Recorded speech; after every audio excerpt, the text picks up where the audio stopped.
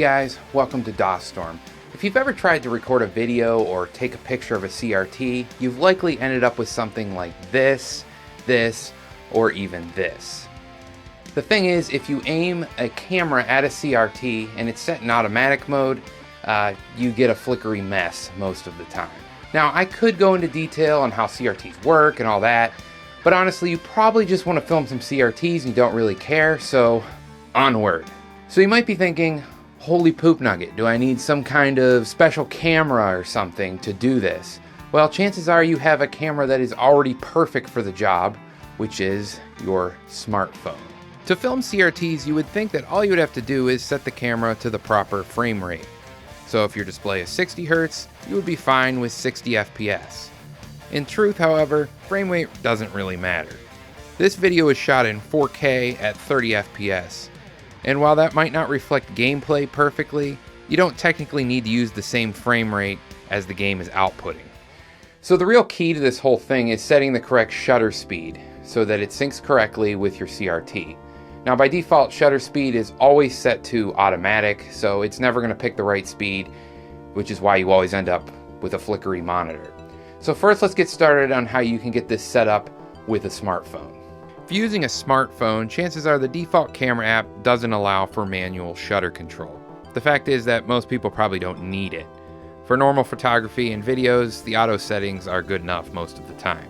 So you're going to need another app. If you're on Android like myself, Open Camera is your best bet, as it's free, doesn't have any ads, and just works. Once you get Open Camera installed, you need to change a quick setting to enable manual shutter control. Just tap the settings cog at the top right of the screen and scroll down until you see Camera API. Then you need to change this setting from Original Camera API to Camera 2 API. The app will require a restart, but after that you can click on Exposure Settings at the top of the screen and set it to manual and get full control over ISO and shutter speeds. So what about if you're using an Apple device? I don't really have a whole lot of Apple devices. I certainly don't have a modern iPhone to test with, but I do have this, which is clearly not my wife's iPad. The biggest issue I find here with Apple is the lack of a free app for this purpose. Maybe there's one out there, but the best I can find is an app called ProMovie. The full version is only $2.99, so it's probably worth it and seems to offer even more granular control over shutter speed. If you guys know of a good free app for Apple users, please comment below, but for now, this seems like the best option from what I could find. So now on to the important part. How do you use the shutter speed to sync the camera with the display? Well, let's take a standard CRT television as an example. Now, depending on your region, these displays will either run at 60 or 50 Hertz. I live in the US, so mine's running at 60 Hertz.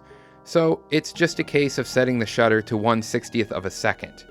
If your display is running at 50 Hertz, you would select 1/50th of a second.